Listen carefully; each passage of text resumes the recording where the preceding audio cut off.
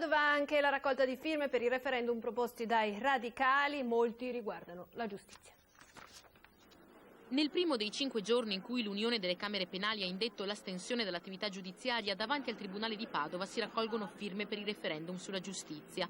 Con lo slogan "La tua firma per una riforma", è la stessa Presidente della Camera Penale di Padova a spiegare le motivazioni che spingono gli avvocati penalisti italiani a farsi portavoce di parte dell'iniziativa referendaria promossa dai radicali. Raccogliere le firme per il referendum non vuol dire votare a favore o contro una determinata legge, ma vuol dire semplicemente far sì che si apra il dibattito su questi temi centrali per la vita dei cittadini. Su 12 referendum proposti sono 6 quelli inerenti alla giustizia. 2 riguardano la responsabilità civile dei magistrati affinché i cittadini possano ottenere in tempi rapidi il risarcimento danni per ingiustizie subite. 1 punta a far rientrare nei tribunali i magistrati fuori ruolo, ovvero dislocati nella pubblica amministrazione. 1 vuole limitare la custodia cautelare in carcere ai soli reati gravi. Un altro vuole l'abolizione dell'ergastolo e infine il 6° fa riferimento alla separazione delle carriere dei magistrati in modo che giudici e PM arrivino da percorsi diversi. C'è veramente un grande afflusso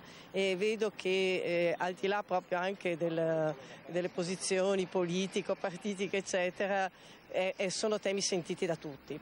Chi non avesse ancora firmato e volesse farlo può rivolgersi alla segreteria del proprio comune di residenza o passare a Padova in Piazza dei Signori, dove tutte le mattine fino al 25 settembre sarà presente un banchetto dei radicali aperto dalle 10 alle 13.